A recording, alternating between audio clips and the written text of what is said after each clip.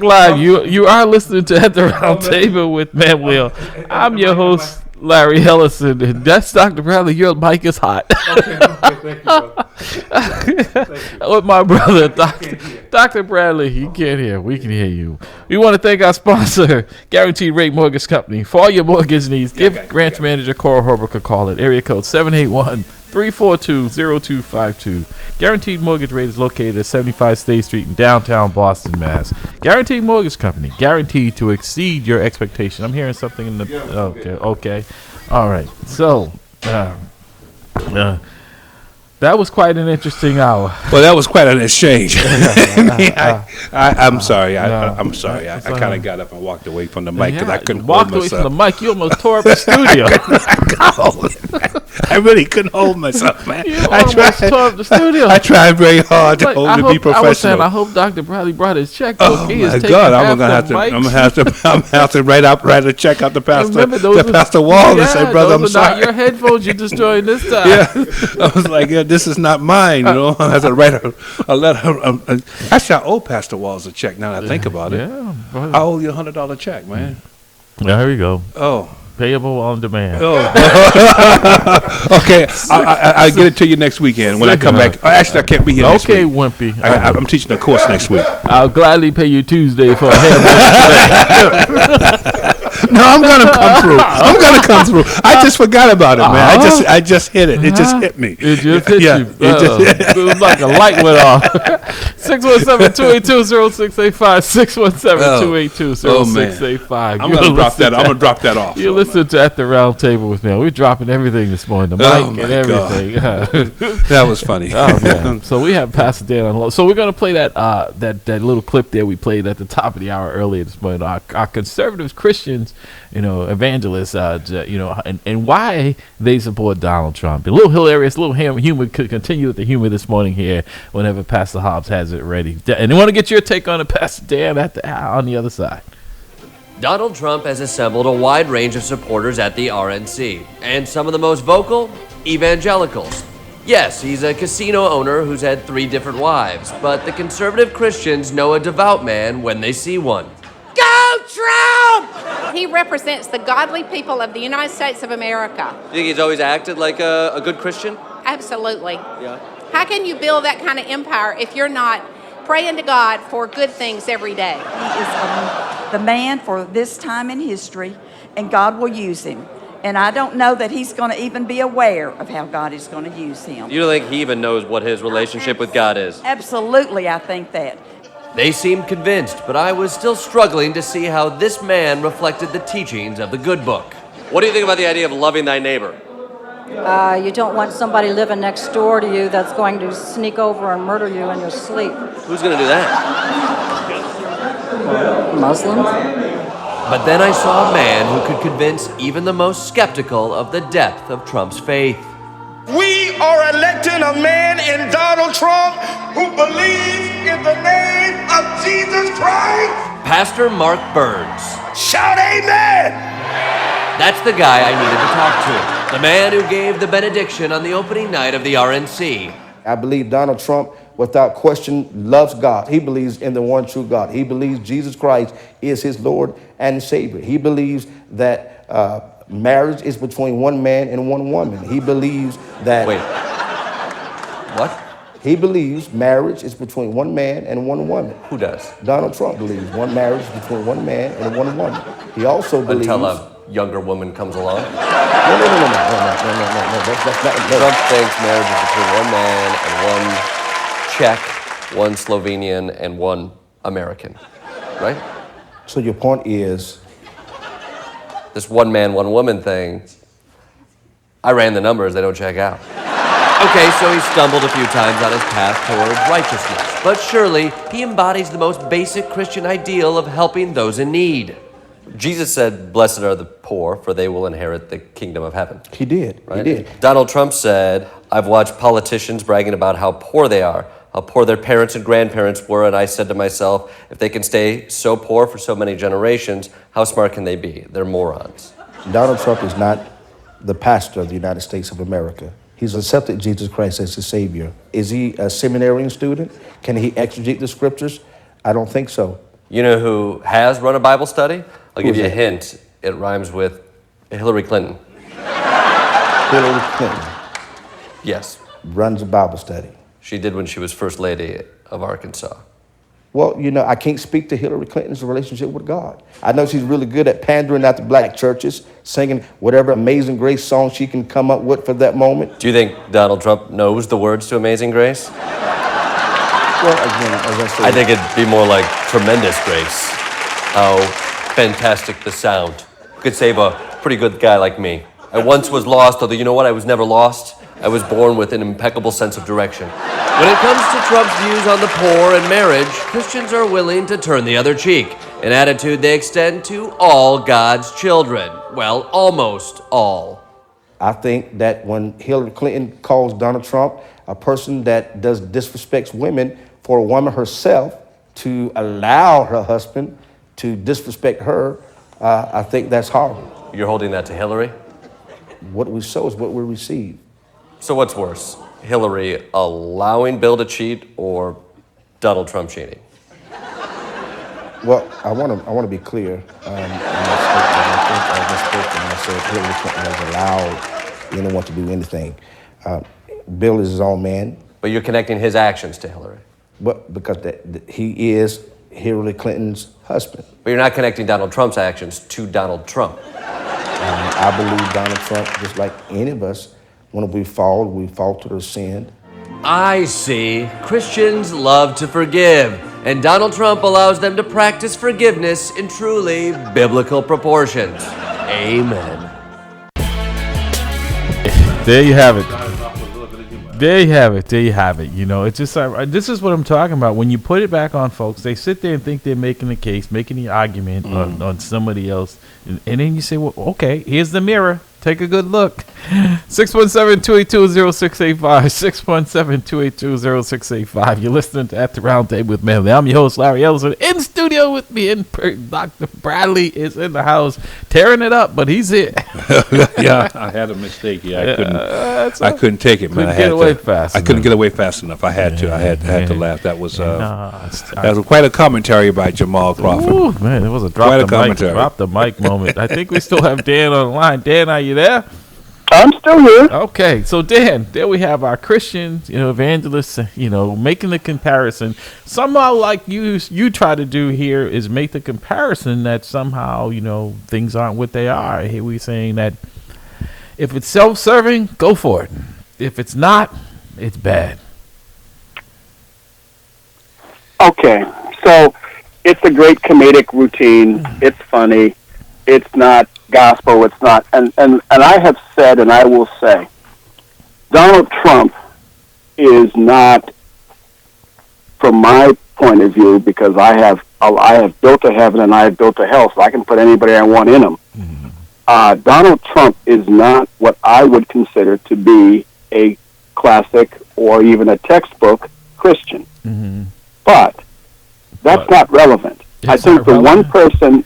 No, but it's not. If folks are holding him as he is and representing that, and that somehow others aren't, I think it's fair game to analyze it. How do you? Of course, it's fair game. It's good. It's good press and a good thing. It's not about press. It's hypocritical. Okay, so let me finish my point. It's my point is quite hypocritical. simple. Mm-hmm. My point is quite simple.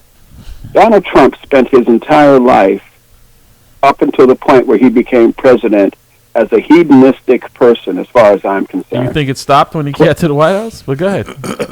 Okay, well, I mean, this is your show, so butt in whenever you feel like.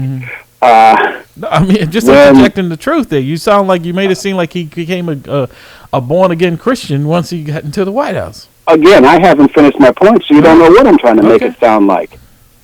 Go ahead. So, once he became president, and I think this happens to everybody, once you become president, and I'll say it from the point of view of a pastor, I was convinced that I knew how to fix the church, all the different churches that I've been involved with. I knew how to fix the church. I knew exactly what it needed, and I, on several different occasions, would tell the pastors who I was serving under how to do their job better, more efficiently, blah, blah, blah. Once I became a pastor, I realized I didn't know jack swing about what it took to pastor. And my eyes were opened to the different things that it really takes to be concerned. If people want to say that I'm foolish, and if people want to say drop the mic things as you put it, you can say whatever you want to say, but because you don't have any hell or heaven to put me in, and as long as God has me where I am, your opinion is just that, an opinion. Now, if you don't want to have any interaction with me, that is your privilege, and you certainly can do it. But when it comes to Donald Trump, he probably did not know, just as I didn't know, what the true meaning of an office so powerful as the President of the United States meant until he got in it. I didn't understand the office of pastor until I got in it, even though I have studied under some of the most prominent pastors in Boston, and they did all they could to teach me and to pour into me what I was going to need, even the ones that didn't think of me as ever pastoring. One of my pastors that I studied under for 7 years, when I asked him, "Did you ever see me as pastor?" he said, "No."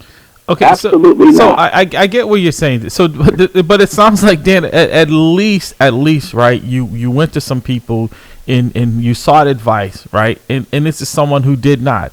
I mean, the simplistic things like destroying documents, right? That the presidency doesn't belong to the individual. Your life. But I just want to add something, because I think what his line of argument doesn't make sense to me. It doesn't, because all the other presidents that came in didn't know it either. Right. You know, Obama didn't know it, had never been there. Bush had never been there. So at some point, they had to be hit with this awesome power, and they navigated it in this responsibility and navigated it entirely different. Right. So I don't understand how Trump is any different than them. That's where I'm going. He chose to be, because he was trying to run it like it was his own enterprise, right? That he'd run bankruptcy, right? Let me finish that. And because even people, when they told him what he could and could not do, he thought he was above the, I am now the king, right? I can do whatever I want. Yeah. When he was told of these documents that you cannot rip them up, that this is history, right? Everything that the president touches is historical. These don't belong to you. They don't belong to you. That's why they passed the law, right? Yeah. You cannot destroy them. When you leave, they don't leave with you.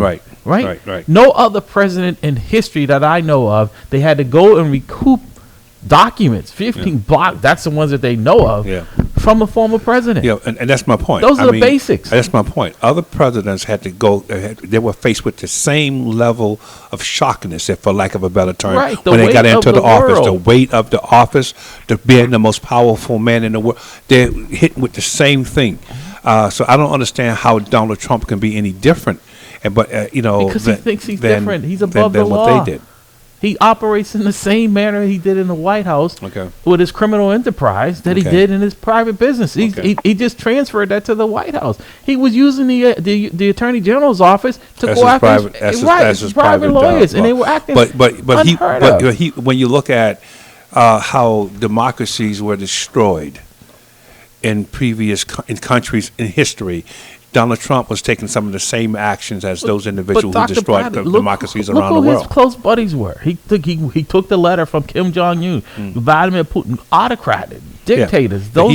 He definitely had autocratic tendencies, and I think and he was also the only one that I can think of. I think even Andrew Jack Johnson, who was illiterate to a point, and actually destroyed the Reconstruction, did not go out with the same, he didn't have the necessary vehicles to do it, but he did not go out with the same level of anger and the same level of dismay than Donald Trump did. So I don't understand how he's making that comparison. Dr. Bradley, Dan, I want to get your take. When you say, and Donald Trump said, I and I alone can fix this. That's what he said. When it's I and I alone can fix. That says something about your mental state, that you can fix all the ills. You couldn't even fix the company that you ran. And I honestly was one of those people that thought Trump Industries was this huge corporation that it had thousands of employees, and it was just him and his family and a few others. But he said, I alone can fix it. So, okay, fix it. But most autocrats feel that way. Right. Most That's right. autocrats So- feel the same way, that they're Right. the one that can Right. only one that can fix it. Well, okay. It's clear that Donald Trump is never going to get a fair hearing from either of you two gentlemen. It's clear That's that your opinion. Well, If it's the obvious. stating the facts is not giving him anyone who challenges him. That's what I'm saying, Dan. That's the Donald Trump strategy. Is he's not getting, he's being bullied, he's being picked on. Like his lawyers saying, why aren't you going after Hillary? Because Hillary isn't cheating on her taxes like you. So I when you make Okay, statements like so- that about that pointing out his shortcomings. I mean, point for point, are we going to ignore Hillary Clinton being subpoenaed to turn over No, we're not. evidence and bleach bidding and smashing the hard drives? And are we going to ignore the server that was in her where it wasn't supposed to be? Are we going to ignore all No, we're of that? not. But this is where the hypocrisy comes in, because the same thing that Donald Trump was saying, Hillary Clinton, right? The same thing, doing the same thing, tearing up documents. The other issue that I argued during the time he was president, and this is the thing that man needs to understand, and not just a particular man who thinks I've brought down your intelligent quotient. Man needs to understand that God is sovereign. And if God, for whatever his reasons were, allowed this man to obtain the highest office in the land, who am I to argue with that? Just like God in his sovereign has allowed me to... Stop. No, I'm not done. You're done, Dan, because here you're saying, then didn't God just put that into Joe Biden? Yes, he certainly did. Right. So who are you to argue with that? I'm not arguing with it. I'm just pointing. I'm saying that this is what's happening. Yourself. You're saying that who are you to argue with that God chose Donald Trump to be the president? I'm trying to point out to you. No, you're not. You see, you don't even realize what you just said now. But Joe Biden doesn't get that same. Who are you to argue with that Joe Biden is now the president? He is the president. Right. So who are you to argue with that? And the easiest question is, are you better off now that he is the president you want to than pivot. you were when Trump is when the you president? get caught in something you can't explain, you want I'm to not pivot. getting caught Well, in I'm anything. saying, so you are, because you're sitting. You just said, who are you to argue? Who are we to argue with? The God chose Donald Trump. Now God chose Joe Biden, but he doesn't get the same consideration, right? He's getting the same consideration. As a matter of fact, for me, I'm saying all the time, look, this is where we are now. This is where we are now. God put him there. We're not sure why, but he's there. Okay. All right, Dan. Okay. All right. So, thank you, sir. We appreciate you. We got to get these other calls in here because other folks want to weigh in on this topic. Well, go ahead and have fun tearing me apart. Thank you, Dan. Enjoy the rest of your day. Dan Walker from Sound Travels. Good morning, caller. Welcome to the roundtable. Hello, this is Jamal. I'm back. Yes, good morning, Jamal. Oh, my goodness. Okay. Right. No, this is good, and I'm glad you're still here, too. See, there's a psychological thing, too. Some people enjoy being a contrarian. Yeah. Right? So like he just said when he was about to get off, okay, you guys just go enjoy tearing me up. Right. Because he lives for that. Right. Because what it is attention. Yeah. Right? And so at the end of the day, what we have to pick apart are the fallacies in the argument. I just had this conversation with my own dear sweet mother the other day. Okay? My mother shares a sentiment much like him. She said God put Donald Trump in office. Now, here's a logical fallacy. So God is control of the universe, right? So I guess God did everything, right? I mean, so that is just so God put Trump in office, meaning that if God didn't want Trump in office, Trump wouldn't be. Yeah, if God didn't want Trump alive, he wouldn't be alive, right? But if God didn't want Sirhan to shoot you, see what I mean? So it's like God is allowing all these things, right? Because God is in control. So it just negates when people want to cherry pick one and say, well, God chose this. God chooses a lot of things. Okay? So that negates that argument. Secondly, too, we have a thing where, the comparison, for instance, to Donald Trump and Hillary Clinton. Well, here's a big difference. Hillary Clinton was never the president. Right. Okay, so there's different laws that go with different offices. Now, granted, she was the Secretary of State, and I know they have some pretty stringent laws. And what am I, a Hillary Clinton protectionist? I don't care. They can actually lock her up, I don't care. But here's the other thing. Two points. Hold on. Let me just say this. Yeah. All I'm saying is they could lock her up, and I don't care. But I'm saying if Hillary gets locked up, where do you put Donald Trump? Right. But here's the other thing as well, Jamal. When Hillary Clinton was subpoenaed or requested to come before Congress, she came. And she answered the questions, right? She came. And when she was subpoenaed to turn over evidence, she destroyed it. Don't leave that part out. Did she flush it down the toilet? It's hard to flush hard drives down the toilet. Hello. She smashed them with hammers. This is all a matter of public record, and you know that. Hold on. Listen, but Dan, first of all, Hillary Clinton, first of all, you're telling me Hillary Clinton knows how to use a hammer? So you think she destroyed the hard drives? Because we know it was actually Donald Trump who actually ripped the papers up and actually put them in his toilet. He did that. Not aides, not supporters, no. So if you think that Hillary Clinton was actually destroying hard drives with a hammer, and I hope she was wearing eye protection, you're really tripping. But also, like I said, the boxes, the stuff that Donald Trump took from the White House, that he knew, was told that he had no right to take those things. They belong to the presidency, the office of the presidency. And he took more than that. I hear that now at Mar-a-Lago, all the tables have presidential ashtrays on them. I wouldn't be surprised. I wouldn't be surprised. That's what I'm saying. Can we talk about the current status of the country? You want to talk? You want to pick and choose what we talk about? That's not. This is not the. I can't do that on your show. It's your show. Exactly. That's right. This is not sound travel. I just say that because right. So let's because I'm going to give you a little grace here. So you were talking about the Canadian truckers there and you supported them blocking the roads. Like I said, and we were saying, but when Black Lives Matter were blocking the highway, Dan, you and these other folks are losing your mind. Now you guys want Excuse me. Black Lives Matter was responsible for many deaths. And so the insurrection, and like I said, was just political discourse. Oh my goodness! Hold on. Are you saying that the Canadian blockade has not resulted in any deaths? Yeah. That's not what I'm saying.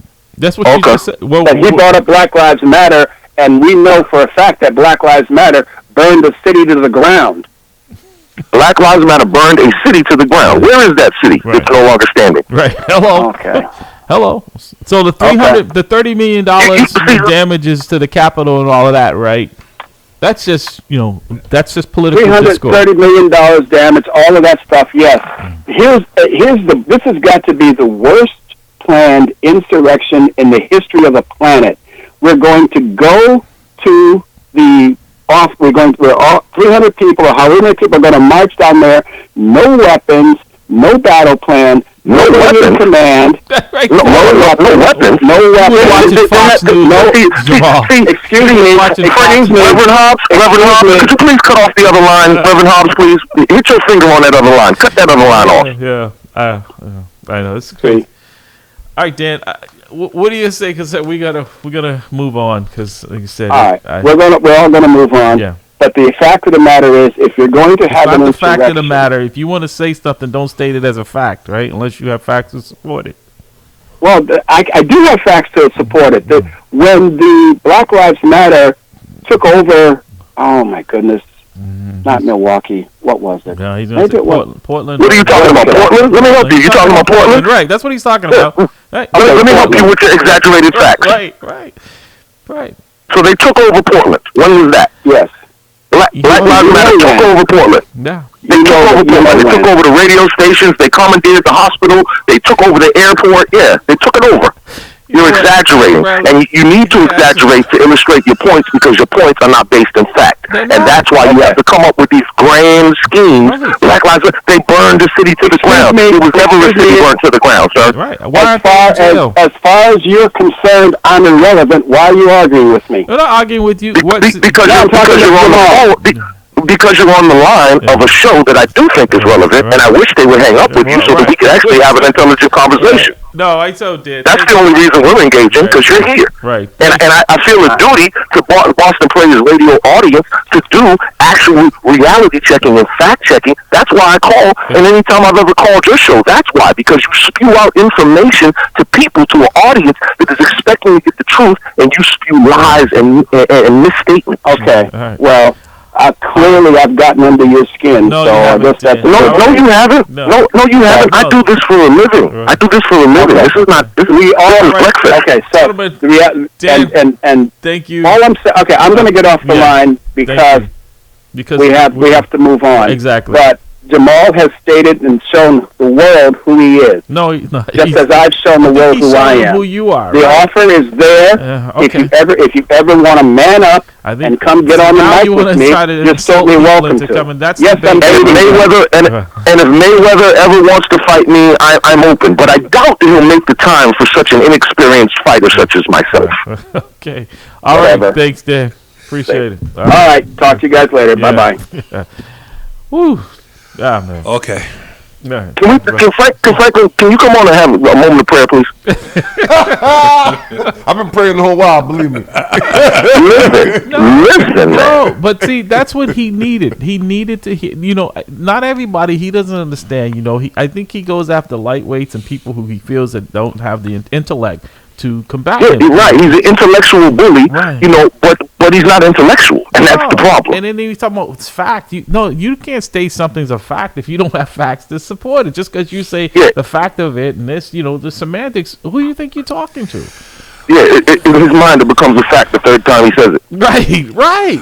And it still doesn't repetition does not make it a fact. Doesn't move the needle here. I mean, these same things you espouse. I listen to the show sometimes. I'm like, man, I don't even call it because it's a waste of time because it's this one-sided thing. And I'm not here to defend Joe Biden or anyone else.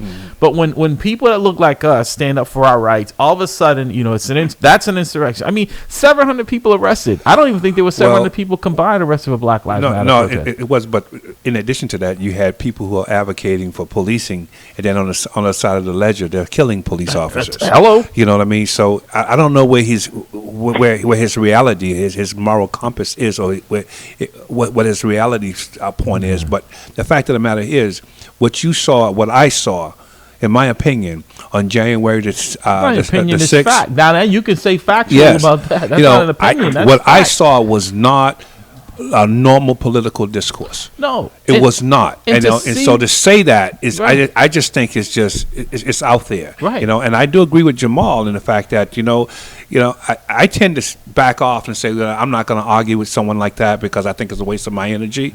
But the fact of the matter is, if you don't, you allow him to actually spew. People think it's true because there are a lot of people who aren't as intelligent as Jamal is that knows and fact checks this stuff. Yeah. They just say, he must be told because he says, as a matter of fact, that it's factual. It's not factual.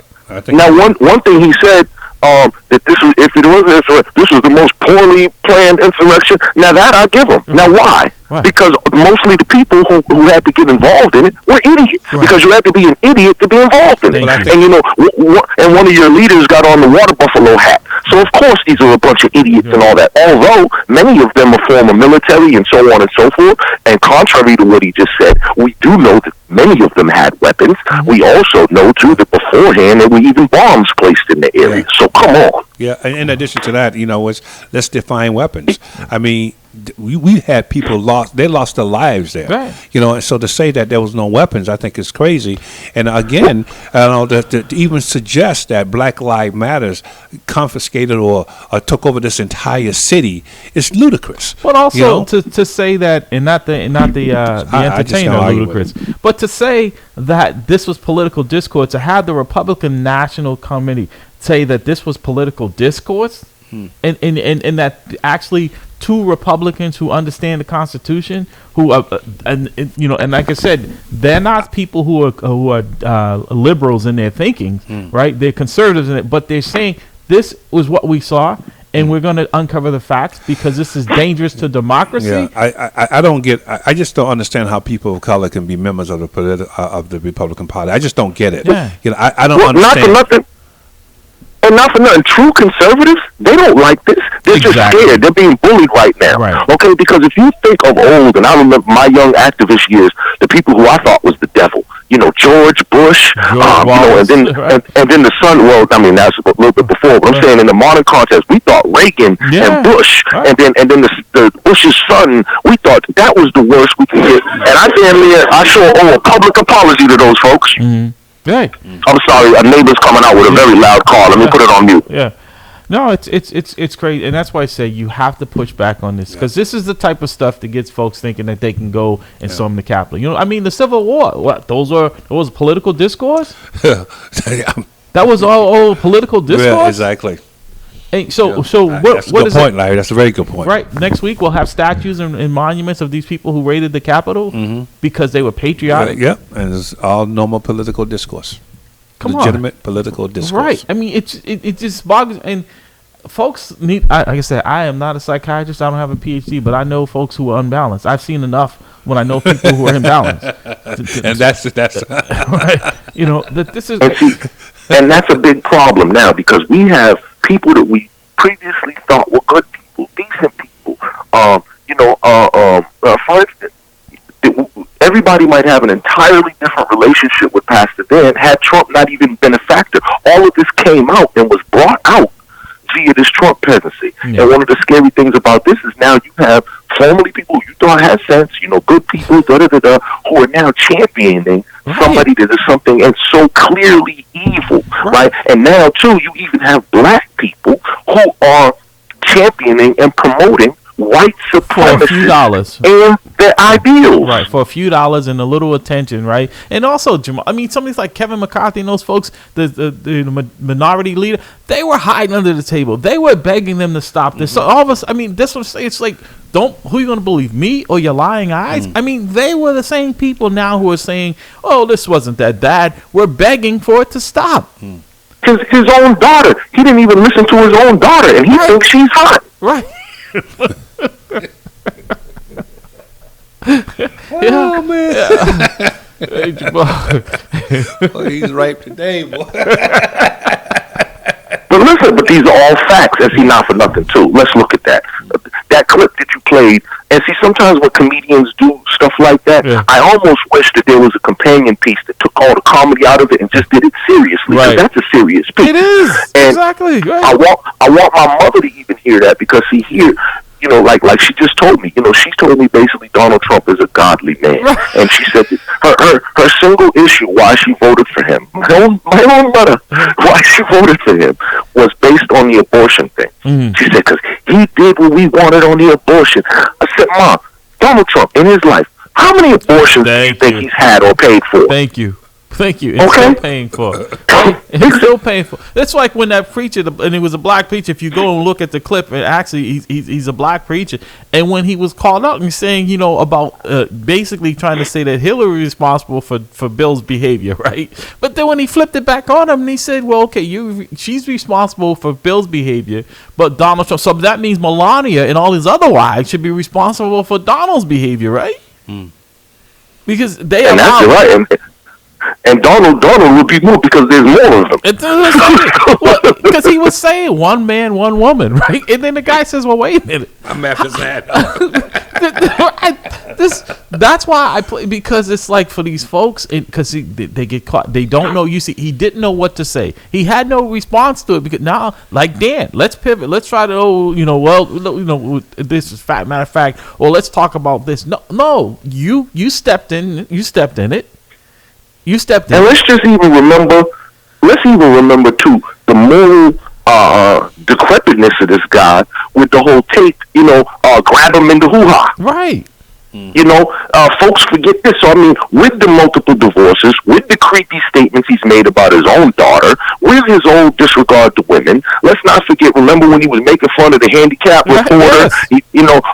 So it's just a laundry list of this stuff, all this business stuff that is finally coming out. Because, see, before people were wondering, people gave him the benefit of the doubt. Well, is he really dirty in business? But then, of course, the college case came out. Then the other case came out. Now this is coming out. And look, he gonna get his own daughter and son-in-law jammed up in the thing too. Right. So at this point, it is very difficult for me to see how anybody who calls themselves spiritual, a person of God, who believes in righteousness or truth, how they can stand and defend this man and what he represents to me is scary and what it says to me. But okay, Jamal, like I said, God put Trump in office. Right.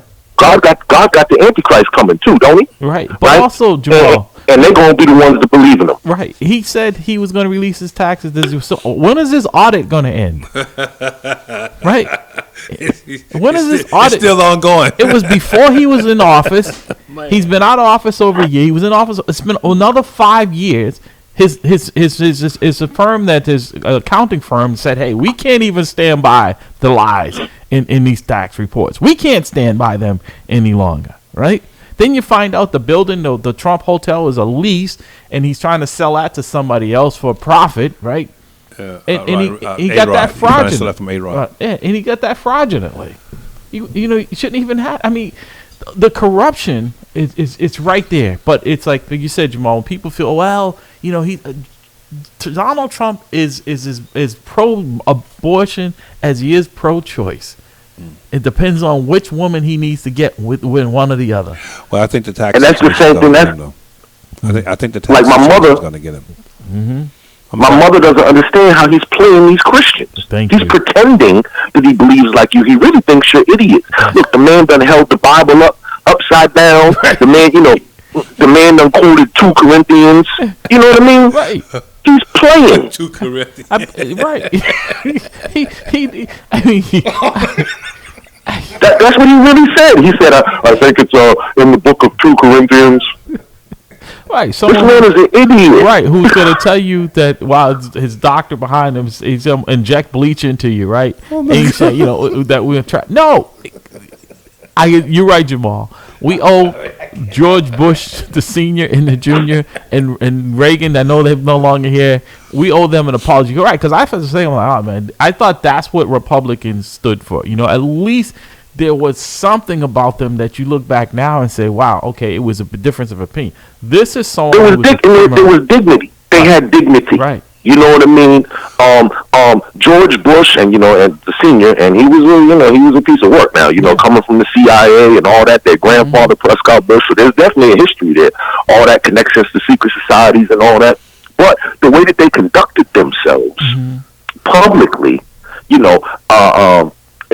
terms of disrespect to women or just a certain decorum for the office, that Trump came in and it's like Hulk Hogan for president. Yes.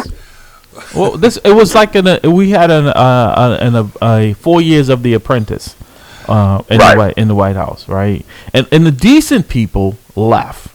The decent people left. I never saw, other than Nixon, it was probably the closest that was trying to use the Attorney General's office and the FBI and folks to go after their enemies. That was J. Edgar Hoover style, gangster style. Well, actually, that's typical in countries where the autocrat is trying to change the government, trying to overthrow the government, where they actually go after their enemies.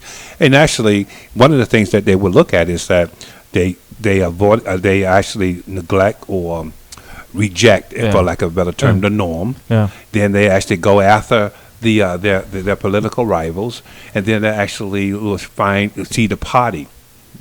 Even their own political party is illegitimate. Mm-hmm. So those are the 3 common things that you see that all autocrats who are coming into office in a democracy, those are the 3 behaviors that they automatically put on the table quickly. Right. You know what I mean? I want to jail my political rival. I want to make sure that I go after, the political party. And I want to make sure that, the political norms are pushed out the door. And just like Kim Jong-un and Putin, he wanted to use the military as his private police. Yes.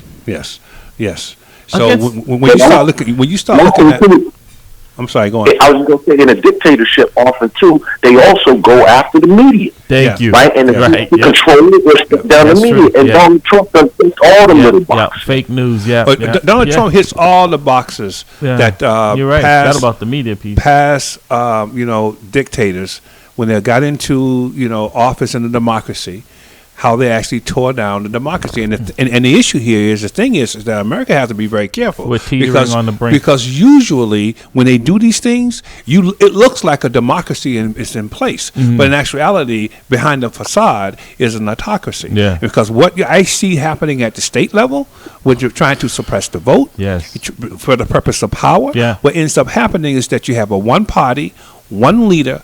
That is the characteristics of a. And to that point, I was watching the news the other day, and there was a black woman down in Texas. Twice she sent her ballot in. Twice it's been rejected, and it's just simplistic stuff. And this is designed to discourage people from voting. Yeah. And this is the type of stuff that's why I have no patience any longer for people who spout this crazy stuff that it has to be put down, that folks want to say, that Donald Trump was the best thing since sliced bread. And they get told Donald Trump is not the reason why we had low gas prices is because he said the pandemic wasn't what it was, and then when we found out how bad it was, everything was shut down. So it was supply and demand. It wasn't because he was doing something. I mean, here's a person who ran 6 times bankruptcy. 6 times. Imagine if President Obama had just even ran a general store and it had been shut down because of incompetency, that he would have been elected president. They wanted to hang him because he wore a tan suit. Well, what ends up happening, though, because I think you hit a point on how the Republicans are using, their power to suppress the vote. Now, think about this. The very first black senator elected in the Senate, 1870, was a guy by the name of Hiram Rivers from Mississippi, of all places, from Mississippi. Okay. So Mississippi can actually elect a black senator, and then, although they refused to seat him, but they did select it. Now, Mississippi today, look at Mississippi today, because they have used their authority as the, self-governed state, that authority to actually suppress the vote. Now, all the senators coming out of Mississippi are white men. But they were the first state to actually elect the very first black senator. Wow, I did not know that. 1870. Hiram Rivers. This is crazy. Jamal, you in a lot of ways, in the Reconstruction, we had much more prominence than we do now. Correct. And if you even look at something like, let's take Sister Ida B. Wells, right, who had her newspaper. People might want to joke about it, or whatever. But do you understand that the Nation of Islam is the only national black newspaper in the United States of America?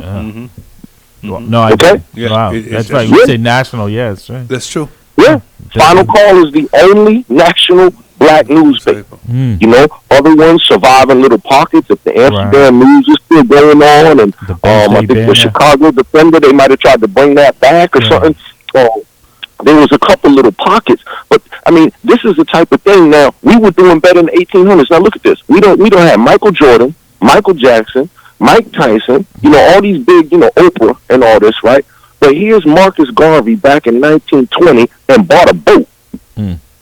A big boat, not a boat like I got, a big boat. Now, who has done something like that? So this I'm saying, where people were able to do this back then, have the largest organization, 1 million members back then, with no internet. Right. And if you look at we can't do. No, I'm saying, Jamal, if you look at the accomplishments of black people in this country going back then, when it wasn't as supposedly accessible as it is supposed to be today, the accomplishments back then, just incredible. Incredible. I got my daughter a chart, and I was even surprised at the inventions and the things that black people attributed to this country, and we don't get credit for. It's as if it doesn't even exist, right? And that's what's frustrating. But I think the difference too is, Jamal, is that folks try to be accepted in a society that is not accepting of them, is tolerant in some ways, but will never accept. So I've decided I'm not to be antagonistic, but I'm not looking for acceptance in this country, because I'll make my own way. So and once you come to grips with that, you can move on. You can then go out and drive for what you want. But I still people that want that pat on the head. Well, we have to understand. I'm sorry, Jamal, go on. No, you go. I was going to say, we're talking about things that black people have invented, and we on this so-called Black History Month. Every day is my Black History. Hell. I don't really believe in the Black History Month, but you think about things that we use every day that Black people invented, things that we consume every day. For One of the instance, most- a good example would be peanut butter. But not just. How about something even better than that? The plasma, the blood transfusion. Oh, I was going to go there. Right. Blood transfusion, Right. traffic lights, Right. gas masks. Right. So you can look Air at conditioning. air conditioning, steam engine. So you look at all these The things. elevator. Exactly. The filament for the light bulb. Yeah, exactly. Right. So all those things that we have created that people have the audacity to say we are just consumers. We are not inventors. We are just consumers. We're not suppliers. Right. We don't offer anything. And the fact of the matter here is that the real issue in America is that you have taken everything. You have taken everything that and then put your name on it, That's which right. was a common praxis. That's right. That's the real issue. Right. So what you see is happening in America today is a symptom of the real issue. The real issue is that all the resources, all the financing, and and all the justice goes to one particular segment of the people, and that's not us. Right. That's the real issue. Right. So if you really want to deal with the social ills of America, deal with the real issue. But also, like I said, Donald Trump wouldn't even had if his father wasn't, in the real estate, the opportunities he had to pass it on, even though he squandered all of that. Right now, that's what he's using. He's a snake salesman to getting folks now to contribute money. That's why when the Globe did their story several years ago, the net worth of Black people in Boston was $8 compared to $247,500 for whites. Is because of the homes they've owned. Imagine, Jamal, like you said, your family has owned a home in Roxbury and recently sold it, right? That, having had it as long as they had it, would you ever thought it would be worth what it was sold for? And I'm not asking you to disclose what it was sold for. I'm just saying because you see the wealth that would generate, right, in that family. And I tell people because Sergeant Horatio Homer was the first Black a police officer in the city of Boston. He's either the first or second in the country. And I looked up his residence where his family lived in Beacon Hill. Mm-hmm. That house, they purchased it back then for $1,700.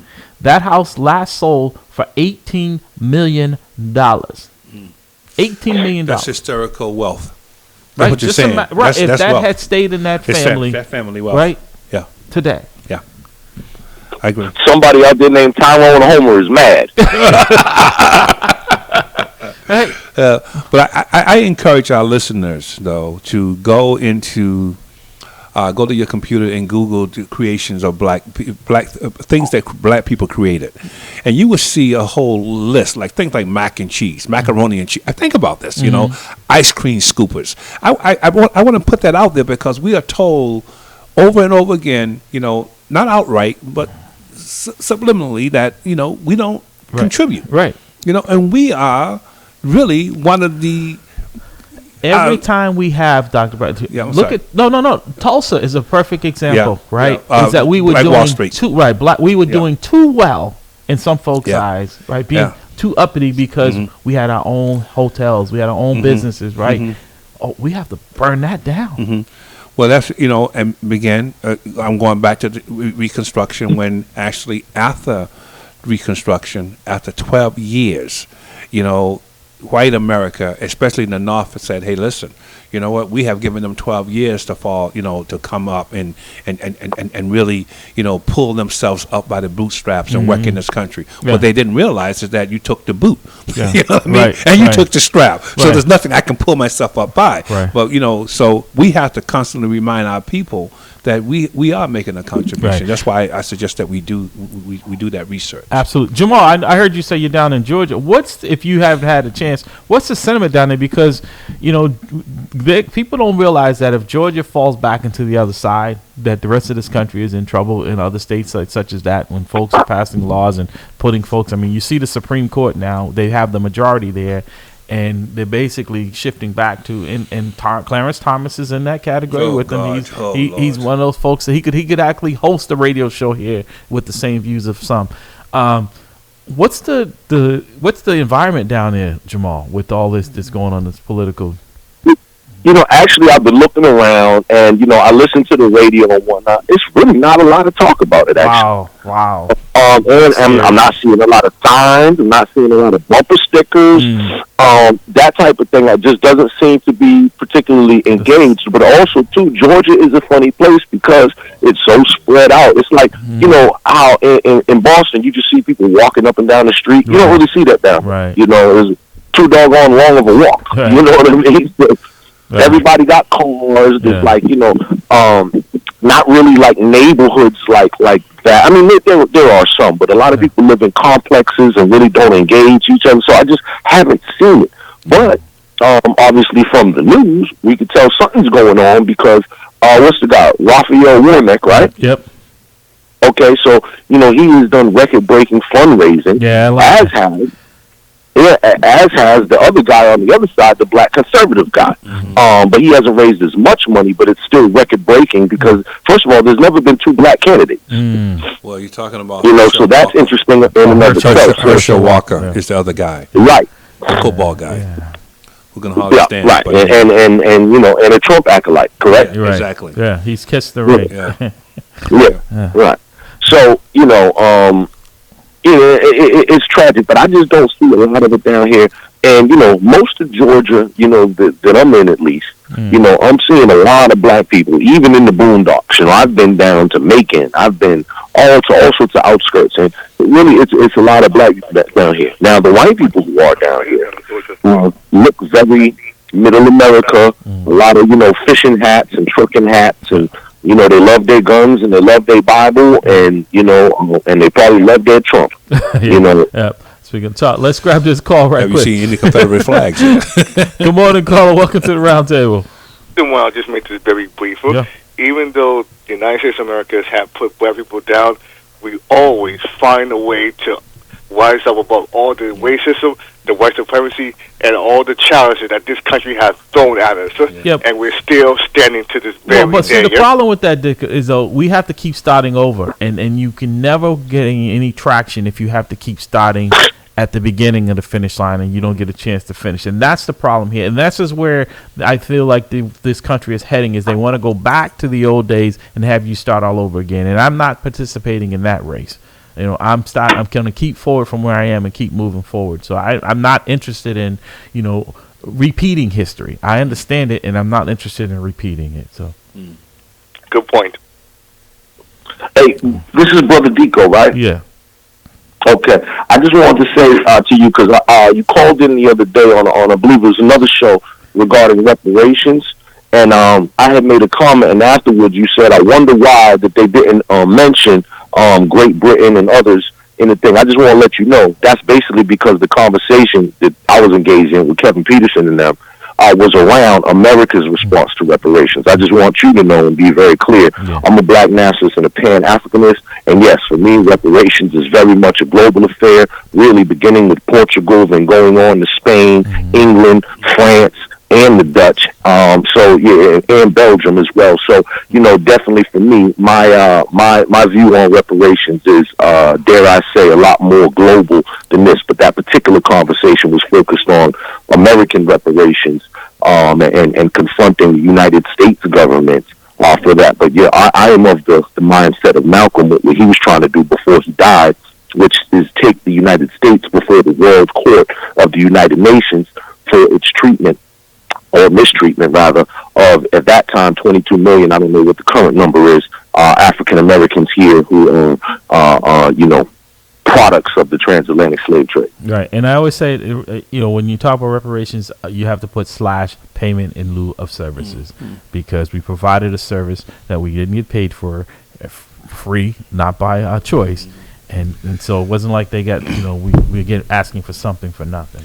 And also you have to understand that, and I'm going to use a little bit of history here. When they created the transfer from the Confederate government to the constitutional government, 55 delegates were actually in that setting. I believe about 18 of them were slave owners. So a large majority, a third of them were slave owners. So you have to think about the fact what influence 12 of them were slave owners. But what influence they had on the structure of our Constitution. You know, so the Constitution was written in such a way that it promoted slavery. Right. And they were trying to hide under that it was about states' rights. It wasn't about states' rights. It was about slavery. It was about slavery. That's what the states' rights wanted to have, the right to slavery. In fact, you know, someone was trying to speak. Yeah, good. Yeah, I was just saying, Larry, so also, too, in payment in lieu of services, I just also want to add to that for reparations, it's not just about, you know, the pay. So, for instance, as you know from court cases, they might have, you know, what the person has to pay directly, restitution, but then there could also be damages, right?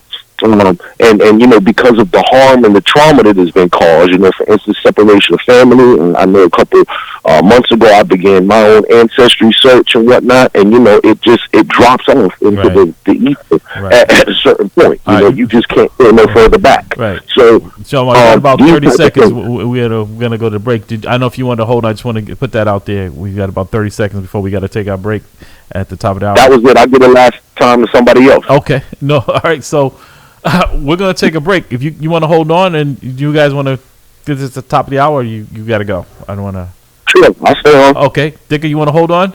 Same here. Okay. All right. We're going to take our break. You listening to At the Round Table with Mamley. We're going to take our break and we'll be right back. We're located at 670 Washington Street, Dorchester, Massachusetts, zip code 02124.